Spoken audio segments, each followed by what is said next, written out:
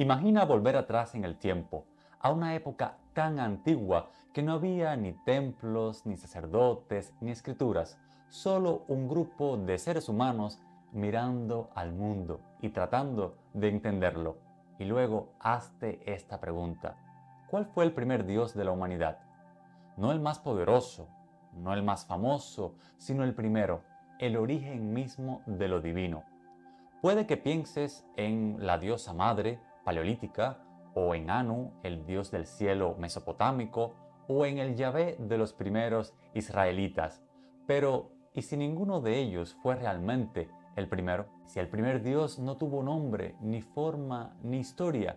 ¿Y si fue algo que nació dentro del cerebro humano, mucho antes de que cualquier escultura o mito pudiera surgir? Hoy vamos a recorrer decenas de miles de años para reconstruir, con la mejor evidencia científica disponible, cómo nació la idea misma de Dios. Mi nombre es Andrei Viarens y te invito a que me acompañes en uno de los viajes más profundos que podemos realizar, el viaje hacia el origen mismo de lo divino. No olvides suscribirte y activar la campanita para que te lleguen todas las notificaciones de mi contenido. Comenzamos. Antes de hablar de dioses con nombre propio, templos o mitos, tenemos que mirar a un escenario mucho más discreto, el interior de la mente humana, porque una de las grandes preguntas que se hace hoy la psicología de la religión no es qué Dios fue el primero, sino algo aún más incómodo: ¿por qué los seres humanos, casi en todas las culturas, tienden a llenar el mundo de presencias invisibles? Algunos investigadores en ciencia cognitiva de la religión, como Justin Barrett o Pascal Boyer, han propuesto que para entender el origen de la idea de Dios, no basta con mirar restos arqueológicos o textos antiguos. Hay que observar cómo funciona un cerebro normal en un día normal, cuando oye un ruido extraño por la noche o cuando siente que alguien lo está mirando, aunque esté solo. Imagina una escena muy simple. Caminas solo por un bosque. Empieza a oscurecer y de pronto oyes un crujido detrás de ti. No ves nada. No tienes prueba de que haya alguien, pero tu cuerpo se tensa, tu ritmo cardíaco aumenta y casi sin pensarlo te giras con la sensación de que algo está ahí. Puede que no haya nada. Puede que sea el viento, una rama, un animal pequeño, pero tu mente ha preferido suponer que hay un agente, por así decirlo, un alguien, antes que asumir que no pasa nada. La hipótesis del HADD, o sea, el Sistema Hiperactivo de Detección de Agentes, intenta explicar precisamente este tipo de reacción. No dice que así nació Dios, ni que este mecanismo sea la causa definitiva de la religión, sino algo más modesto y más interesante: que nuestra mente viene de fábrica con una tendencia a exagerar la presencia de seres intencionales a nuestro alrededor. Dicho de otro modo, para nuestros ancestros era mucho más peligroso no darse cuenta de que un depredador los observaba, que, bueno, pues reaccionar asustados ante un ruido que no era nada. El error de ver un agente donde no lo hay es molesto, pero no mata. Ahora, el error contrario, o sea, ver al león, no ver al león que te está acechando, puede ser el último. Si lo piensas, esto tiene un sentido evolutivo. Una mente que se equivoca por exceso de sospecha sobrevive más que una mente que es demasiado confiada. Ahora bien, aquí es donde la cosa se vuelve interesante para nuestro tema. O sea, ese mismo patrón que nos lleva a sobredetectar agentes en un bosque oscuro también pudo pues funcionar en otros niveles, en una tormenta que suena furiosa, en un río que devora sus orillas, una enfermedad que parece castigo, o en la sensación de que un ser querido que falleció todavía nos acompaña. La teoría de la mente, esa capacidad de atribuir intenciones a los demás, se mezcla con esta tendencia a detectar agentes y empieza a proyectar deseos, emociones e intenciones sobre fenómenos que no tienen cara ni cuerpo. Ahora, ¿significa esto que los dioses son solo un error cognitivo? No necesariamente, y aquí está la clave de esta idea. La ciencia cognitiva no demuestra que Dios no existe. Lo que plantea es que la manera en que pensamos dioses encaja muy bien con la manera en que nuestro cerebro ya piensa agentes, amigos, enemigos y desconocidos. Este tipo de investigaciones abre una posibilidad fascinante para nuestro tema de hoy.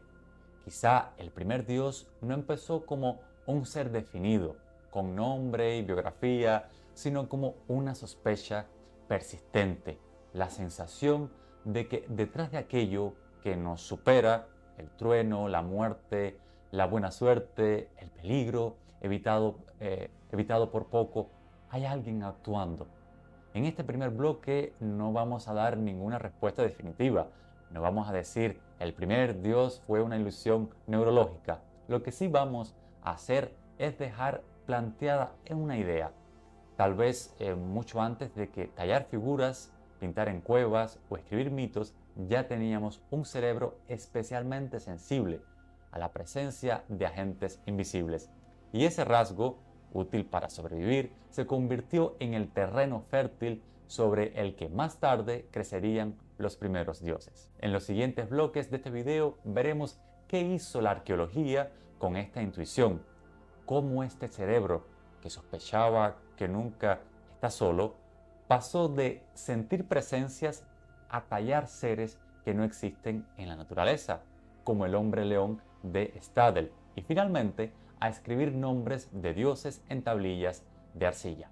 Mientras, déjame un like si vas disfrutando de este contenido, suscríbete y dime en los comentarios por qué es importante responder a la pregunta de cuál es el primero de los dioses. Si antes vimos que el cerebro humano tiende por naturaleza a percibir agentes invisibles, el Paleolítico nos revela algo aún más sorprendente. Nuestros ancestros no solo sospechaban presencias, vivían en un mundo que parecía estar lleno de ellas. No es fácil imaginarlo desde nuestra mentalidad moderna, donde lo natural, entre comillas, y lo sobrenatural están separados. Pero para un Homo sapiens de hace 40.000 años, esos límites no existían. El paisaje, los animales, los muertos, la noche, el fuego, todo tenía potencial de sospecha. Todo actuaba y aquí surge un punto crucial. El primer Dios no pudo haber surgido en un mundo vacío, sino en un mundo que ya estaba cargado de intención. Un mundo donde nada era meramente una cosa. La mayoría de los antropólogos coinciden en que la religión más antigua de la humanidad fue el animismo, o sea, la creencia de que el mundo está vivo y lleno de espíritus. Esta teoría, popularizada por Edward Taylor en el siglo XVIII, sigue siendo, yo creo que hasta el día de hoy, bastante influyente, pero ya ha sido bastante criticada también. ¿Por qué? Porque el animismo no es realmente una religión, sino un modo de percibir la realidad. No describe dioses, sacerdotes ni templos. Describe una relación, la relación del ser humano con un mundo que parece tener voluntad. Para muchos investigadores, el animismo no explica el primer Dios, pero sí explica por qué la idea de Dios pudo nacer. Ahora bien, hay un punto polémico. Algunos antropólogos sostienen que llamar animismo al pensamiento paleolítico es anacrónico, que estamos imponiendo una categoría moderna a un mundo para el que no tenemos textos ni testimonios. ¿Y qué evidencia tenemos realmente entonces? Cuevas como la Chauvet, Altamira, el castillo Salwesi o Lascaux muestran imágenes de bisontes, caballos, rinocerontes, ciervos, manos negativas y signos abstractos. Pero aquí surge la gran discusión arqueológica. ¿Son estos animales simplemente arte o representan seres espirituales, entidades poderosas, espíritus animales? ¿Podemos hablar de religión en este contexto? El arqueólogo David Lewis Williams interpretó estas cuevas como escenarios rituales usados por chamanes para entrar en estadios alterados de conciencia. Según él, muchos de los patrones geométricos y escenas híbridas del arte rupestre representan visiones de tránsito, entre mundos como el nuestro y los espirituales. Pero otros especialistas como Paul Bach y Jean Cloutes advierten que no podemos proyectar estructuras chamánicas universales, que el arte pudo tener múltiples funciones narrativas, identitarias, cosmológicas, no necesariamente religiosas tal y como lo conocemos hoy. Aún así, la cueva como espacio sagrado reaparece una y otra vez en culturas de todo el mundo, y el simbolismo de animales como mediadores con lo sobrenatural es una constante antropológica en todas partes. Hay otra línea que la investigación igual plantea como fascinante, y es el culto de los ancestros. O sea, enterrar a los muertos de forma ritual, como ocurre con el Homo sapiens y posiblemente con los neandertales, sugiere que nuestros antepasados no solo veían voluntad en la naturaleza, sino también en los fallecidos. Los enterramientos como objetos, pigmentos o adornos son interpretados por algunos arqueólogos como indicios de creencias en algún tipo de continuidad post-mortem. Ahora, ¿es esto religión? Depende del investigador, en realidad, pero sí es indudablemente una estructura mental capaz de imaginar seres invisibles con identidad concreta. Un dios, al fin y al cabo, es una forma más compleja de ese mismo proceso. El Paleolítico está lleno de animales con fuerte carga simbólica: bisontes, leones, mamuts, lobos, serpientes, aves rapaces. Y aquí entra otra polémica. ¿Los animales eran dioses? ¿Eran tótems? ¿Eran espíritus auxiliares o algo parecido? La respuesta depende de cómo definamos Dios. A ver, si exigimos una personalidad definida, un nombre, una función y un culto, entonces no. Pero si entendemos Dios como un agente invisible con poderes, entonces estos animales ritualizados podrían ser los ancestros conceptuales del primer Dios. Muchos expertos, pues sostienen que la divinidad surge cuando un animal deja de ser simplemente un animal y se convierte en un símbolo, en un mediador, un espíritu protector. Aquí el pensamiento humano empieza a fusionar categorías. La fuerza de un animal más la intencionalidad humana nos da como resultado un ser extraordinario. Todo lo que hemos visto en el Paleolítico, o sea, el animismo, el culto a ancestros, el simbolismo animal, prepara el terreno para lo que veremos en el siguiente bloque. Porque el primer Dios, tal y como lo concebimos hoy, requiere algo más que atribuir intención al mundo. Requiere imaginar seres que no existen. Requiere un salto cognitivo radical, fusionar categorías incompatibles para producir entidades completamente nuevas.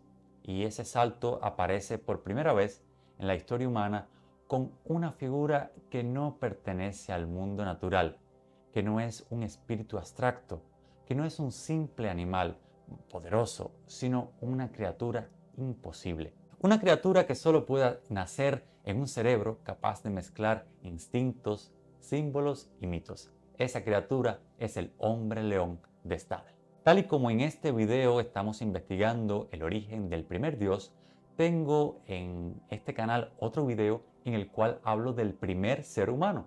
Así que te dejo el enlace en la caja de descripción para que también puedas verlo.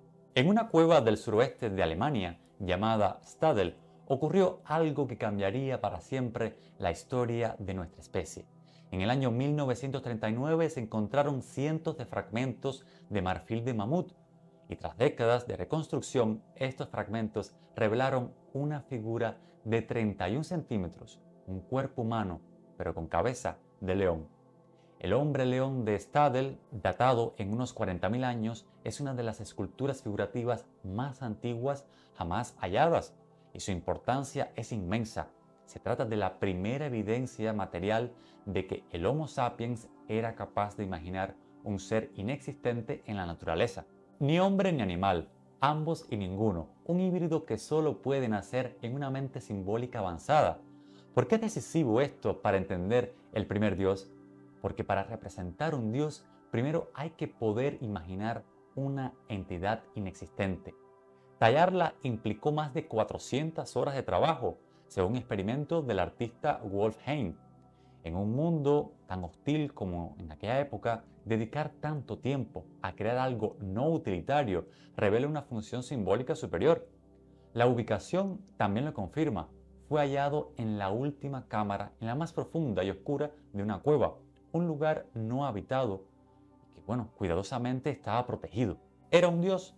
No podemos afirmarlo con certeza, pero sí sabemos que era un ser espiritual o mítico. Tenía importancia ritual, que fortalecía la conexión del grupo y que representaba un puente entre los mundos humano y animal. El hombre león podría ser el primer ser sagrado individualizado de la historia humana. Ahora, ¿lo podemos considerar el primer dios? Quizás no, pero sin duda el primer candidato. Si este viaje por los orígenes simbólicos de la humanidad te está fascinando, quiero recomendarte mi libro Andreíadas, una novela de fantasía épica en 3 tomos donde exploro ese pasado milenario de la humanidad a través de historias que recrean la vida de las primeras civilizaciones. Esta es una lectura ideal para quienes buscan, comprender no solo la historia, sino la mente humana. Te dejo el enlace en la descripción de este video. Hasta ahora hemos recorrido un largo camino mental y simbólico. El cerebro que sospechaba agentes invisibles por el bosque del Paleolítico, que ahora pues ve espíritus en todas partes. Y el surgimiento de seres imposibles como el hombre león de Stadel. Entonces aquí surge una pregunta inevitable.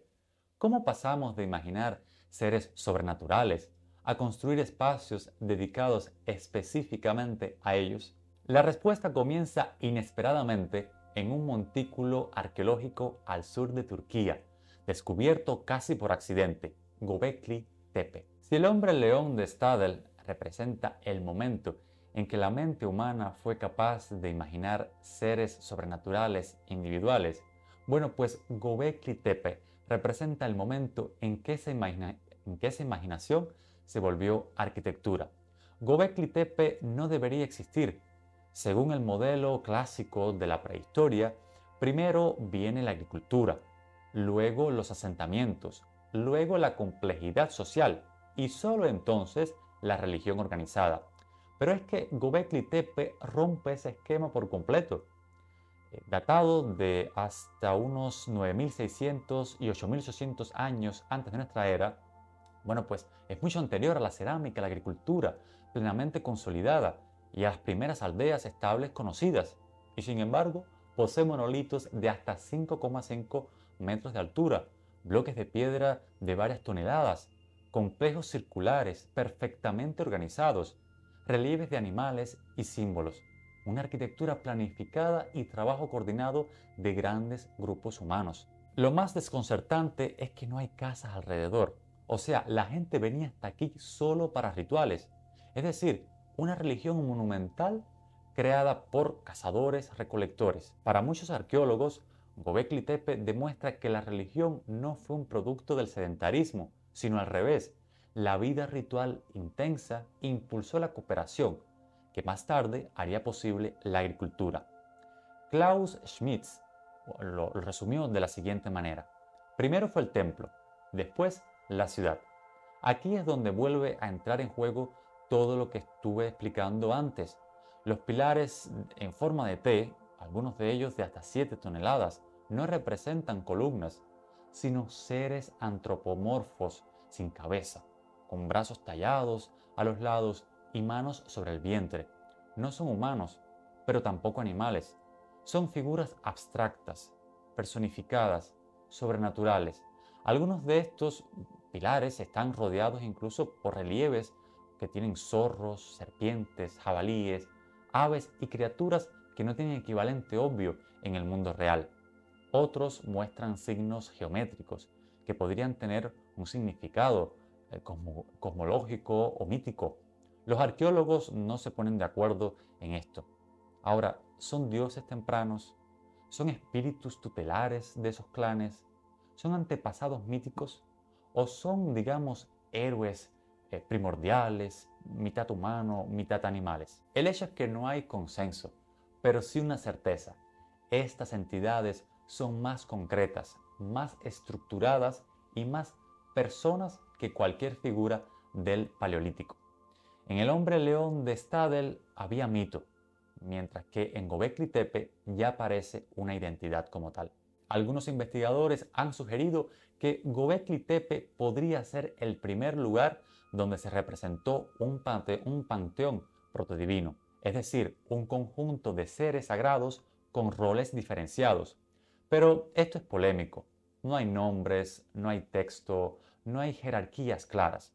Sin embargo, la disposición circular, el pilar central más alto, la orientación de los recintos y la repetición de iconografías sugieren un sistema de significado compartido. Es decir, ya no estamos ante espíritus difusos del Paleolítico, sino ante entidades con un papel ritual fijo. Si el Paleolítico era un mundo encantado, bueno, pues Göbekli Tepe es un mundo ordenado, estructurado y arquitectónicamente sagrado.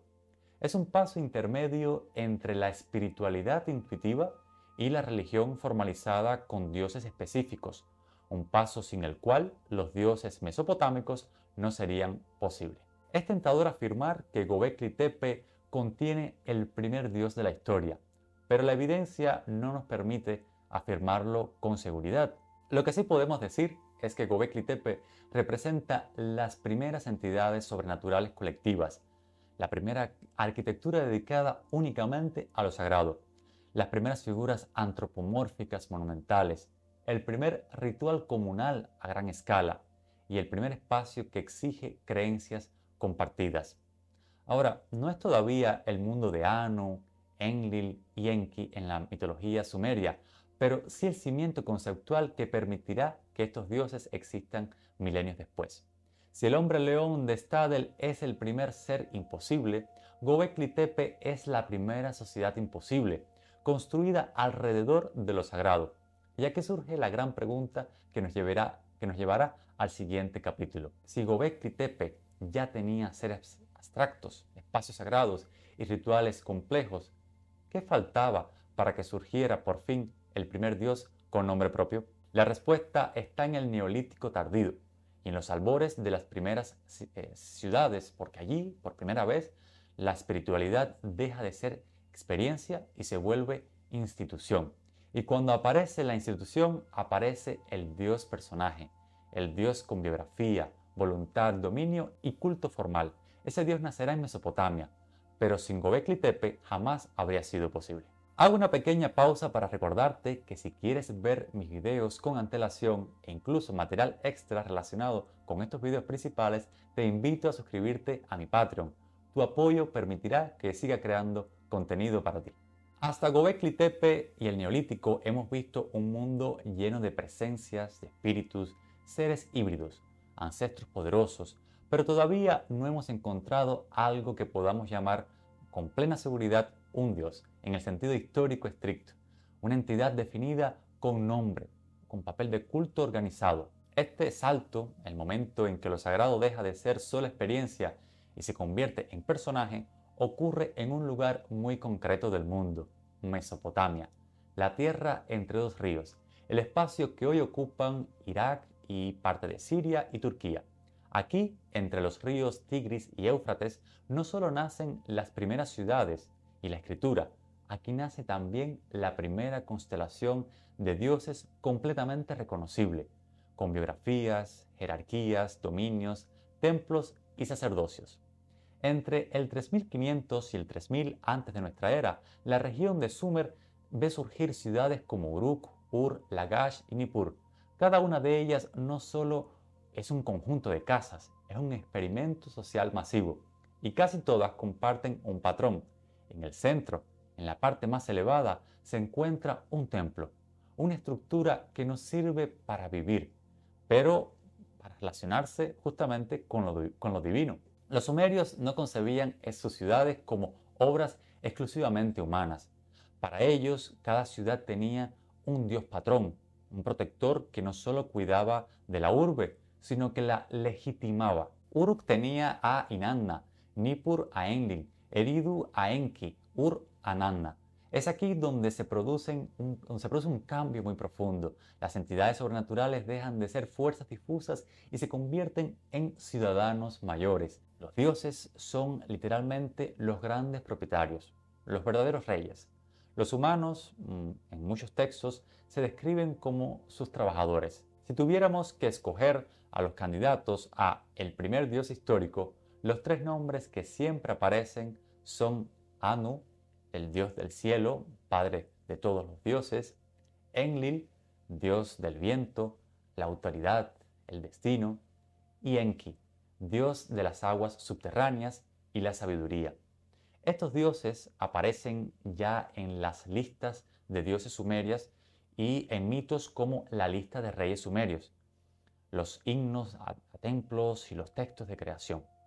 Por primera vez en la historia podemos decir que este ser divino tiene un nombre, una genealogía, un carácter, un ámbito de poder y, bueno, claro, templos y sacerdotes dedicados a él, especializados con rituales ya muy bien establecidos. Es decir, cumple prácticamente todos los criterios de lo que hoy llamamos un dios.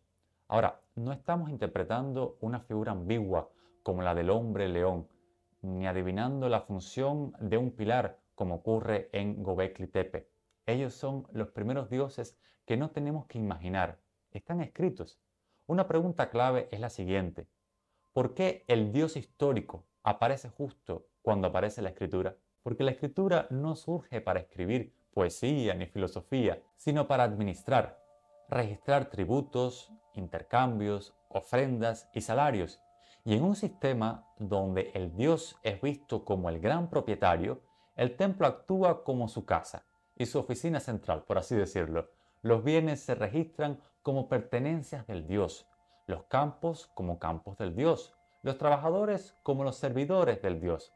Eso significa que el dios deja de ser solo una presencia mental o un mito contado alrededor del fuego. Se convierte en una entidad jurídica, económica y política. Anu, Enlil o Inanna no son solo protagonistas de historias, son actores reales en documentos administrativos. La divinidad se institucionaliza, y eso es algo que no vemos ni en el Paleolítico ni en el primer Neolítico. Allí hay lo sagrado, sí, pero no hay un sistema en el que un dios forme parte de un aparato de gestión. Otro elemento clave que vuelve a Mesopotamia, única en este sentido, bueno, pues son las teogonías, es decir, los relatos sobre el origen y la genealogía de los dioses. Textos como Enuma Elish, ya en la época babilónica, pero basado en las tradiciones anteriores, muestran a dioses que nacen, se alían, luchan, gobiernan y son destronados. Hasta aquí podrías decir, bueno, eso es mitología, como ocurre también en Grecia, digamos. Y sí, pero la diferencia es que aquí estamos muy cerca del origen del sistema. En estos relatos, los dioses ya no son solo fuerzas o espíritus, son personajes con motivaciones, con conflictos, con decisiones. El mundo deja de ser un tablero donde actúan fuerzas impersonales y se convierte en una especie de drama divino en el que los humanos son solo una pequeña parte. Este cambio conceptual es enorme. Cuando dotas a un dios de historia, le das profundidad, le das psicología, y una vez que los dioses tienen historia, también pueden tener relación personal con sus devotos. Pero ojo, aquí hay que tener mucho cuidado. Si hablamos del primer dios documentado claramente como tal, Anu es un candidato muy fuerte. Es uno de los dioses más antiguos del panteón sumerio y aparece como figura de alto rango en textos muy tempranos. Pero eso no quiere decir que fuera el primer dios que existió en la mente humana. Antes de Anu hubo siglos de cultos locales, deidades de aldea, figuras femeninas de fertilidad, dioses de manantiales, espíritus protectores que no nos han dejado nombre. En realidad, lo que Mesopotamia nos ofrece no es el primer dios absoluto, sino la primera fotografía, por así decirlo, en alta definición de algo que lleva formándose miles de años. Sin embargo, desde el punto de vista de la historia documentada, aquí sí podemos decir algo contundente. Es en Mesopotamia donde la idea de Dios alcanza por primera vez una forma plenamente reconocible. Nombre, esfera de poder, culto, institución, mitología y presencia en la administración cotidiana de la sociedad. Por eso, cuando hablamos del primer Dios del que podemos hablar con seguridad histórica, no es un ser de piedra ni una figura híbrida, sino un Dios como Anu, o como Enlil o Enki. Lo importante para nuestro video es entender que Mesopotamia no aparece de la nada, más bien representa la culminación de un proceso que empezó con un cerebro predispuesto a ver agentes, como te explicaba al inicio del video, siguió con un paleolítico donde todo parecía tener voluntad, pasó por figuras como el hombre león de Stadel, donde ya se imaginaban seres imposibles, y se encarnó arquitectónicamente en lugares como Göbekli Tepe, donde la comunidad organiza su vida alrededor de lo sagrado. Mesopotamia es, por así decirlo, el momento en que todo ese proceso se hace legible, y es aquí donde el concepto de primer Dios deja de ser una reconstrucción hipotética y se convierte en algo que podemos citar, que podemos leer, ubicar, comparar. Ahora, si Mesopotamia consolidó el modelo de muchos dioses, ¿cómo es posible que más tarde haya surgido la idea de un Dios único, universal y absoluto? Porque si lo pensamos bien, el primer Dios de la historia no se parece en nada al Dios único de las grandes religiones monoteístas que tenemos hoy. Entender esa transición nos permitiría cerrar el círculo de este video. Después de Mesopotamia, la humanidad ya tenía todo el repertorio que asociamos a la palabra Dios. Nombres, genealogías, templos, sacerdotes, mitos, rituales. Lo natural, lo estadísticamente abrumador en la historia, fue el politeísmo. Egipto, Grecia, Roma, India, los pueblos mayas, los hititas, los cananeos, todas estas culturas vivieron bajo la lógica de muchos dioses. Por eso, cuando aparece la idea de que solo existe un Dios, un ser que no tiene rivales, ni padres, ni hijos, ni compañeros divinos, estamos ante una ruptura, algo que va contra la intuición, contra la costumbre cultural y contra la historia religiosa previa. El monoteísmo es, en términos académicos, una anomalía. Y las anomalías siempre tienen causas profundas. Mucho antes de Yahvé o Alá, hubo intentos de elevar a un solo Dios por encima del resto. Pero estos no eran monoteísmos, sino jerarquías dentro del politeísmo. En Egipto, por ejemplo, Amón ascendió como Dios supremo durante el Imperio Nuevo. Algo parecido ocurre en Mesopotamia, con Marduk en Babilonia. Pero en ninguno de estos casos se niega la existencia de otros dioses. Simplemente uno se convierte en el jefe de los demás. Esto es importante. El monoteísmo no nace por eliminación de dioses, sino por la concentración del poder divino. El mundo antiguo, organizado en reinos fuertes, solía reflejar la estructura política en su estructura divina. En el siglo XIV antes de nuestra era, un faraón egipcio llamado Akenatón decide que solo se debe adorar a un dios, Atón, el disco solar. Elimina el culto a Amón y a los demás dioses, destruye templos y desmantela la estructura sacerdotal tradicional. Durante 20 años, Egipto vive el primer monoteísmo radical de la historia. Y sin embargo, fracasa. Tras la muerte del faraón, toda la reforma es borrada. Sus templos se destruyen, sus imágenes se desfiguran. El país vuelve a su panteón tradicional. ¿Por qué? Porque el monoteísmo de Akenatón fue una imposición política, no una evolución cultural orgánica. Nació desde arriba, de un único gobernante, sin respaldo social, y aunque falló, dejó una pregunta en el aire. ¿Basta una persona poderosa para inventar un Dios único? En Egipto no, pero la historia no había terminado todavía. En los textos más antiguos del Levante, los siglos X al VIII antes de nuestra era, Yahvé no aparece como un Dios único del universo. Es como tantos otros de la religión, un Dios de un grupo, de un territorio, de un pueblo específico. Las inscripciones de Kuntilet, Arhut y Khirbet, pues nos muestran algo sorprendente. Yahvé aparece asociado a una figura femenina llamada su Ashera, probablemente una diosa consorte. Es decir, Yahvé no nació como monoteísta, nació dentro del politeísmo cananeo. Esto contradice, por supuesto, yo creo que profundamente, muchas de las ideas populares, pero la evidencia epigráfica es muy clara al respecto. En este periodo temprano, el mensaje sería: Yahvé es nuestro Dios, otros pueblos tienen los suyos. No hay rechazo absoluto de otros dioses, solo una prioridad nacional. Entonces, ¿qué provoca el salto a un Dios único? La respuesta, según la mayoría de los especialistas en los estudios bíblicos, está en un evento histórico devastador: el exilio en Babilonia en el 586 antes de nuestra era.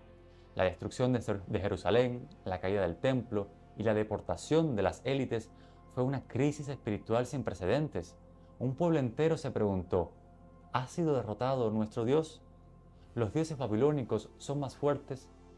¿Cómo interpretar esta catástrofe? Y fue aquí donde surgió una idea radicalmente nueva: no hay derrota, porque no hay otros dioses reales. Yahvé no perdió, porque es el único Dios que existe. De este modo, el exilio transforma un Dios tribal en un Dios universal, un Dios local, un creador del cosmos. Este cambio no fue automático ni unánime, fue un proceso intelectual llevado a cabo por sacerdotes, escribas y profetas que reinterpretaron la historia de Israel a la luz de esta tragedia. El monoteísmo, por tanto, no surge de la abundancia, sino de la pérdida, del trauma, de la necesidad de encontrar un sentido nuevo ante un desastre de índole nacional. Aquí está la verdadera revolución del monoteísmo, y es importante decirlo con claridad. Los politeísmos decían: hay muchos dioses. El enoteísmo decía: hay muchos, pero el nuestro es el mejor.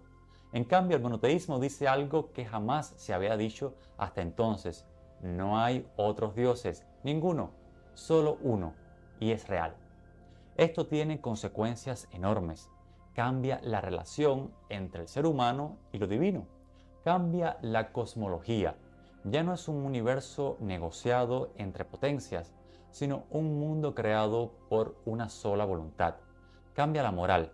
Ya no se sigue la costumbre, sino la ley de un Dios exclusivo. Cambia la identidad. Adorar al Dios único se convierte en la esencia del pueblo. En otras palabras, el monoteísmo no es solo un tipo de religión, es un nuevo modelo mental. El monoteísmo no explica el origen del primer Dios, pero sí revela algo fundamental: que los dioses son construcciones culturales que, pues responden a las necesidades históricas de cada uno de los momentos. Mesopotamia necesitaba orden, entonces creó sistemas divinos jerárquicos. Göbekli Tepe, pues necesitaba cohesión ritual, entonces creó seres abstractos. El Paleolítico necesitaba sentido, entonces creó presencias animistas. Israel necesitó reconstruir su identidad, entonces creó un Dios único. Cada sociedad inventa el Dios que necesita, y por eso entender el monoteísmo nos ayuda a entender mejor algo muy importante.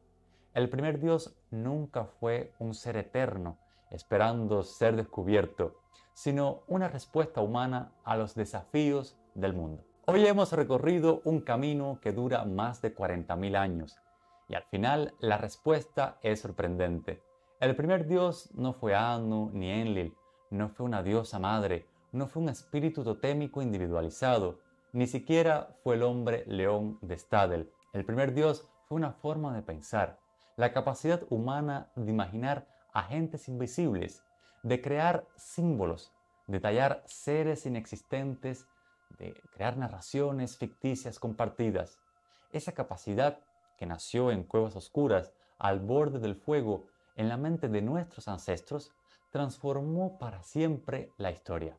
Y si algo nos revela este viaje, es que la divinidad no es solo un fenómeno externo, también es un espejo, una creación que nos revela quiénes somos y cómo pensamos. Si este viaje te ha cambiado la forma de ver nuestros orígenes, te invito a unirte a esta comunidad. Suscríbete, activa las notificaciones y déjame en los comentarios ¿cuál crees tú que fue el primer dios? Recuerda que puedes suscribirte también a mi Patreon, donde tendrás siempre mis videos con antelación, así como material exclusivo para, bueno, pues todos mis mecenas. Así que bueno, nos vemos en la próxima.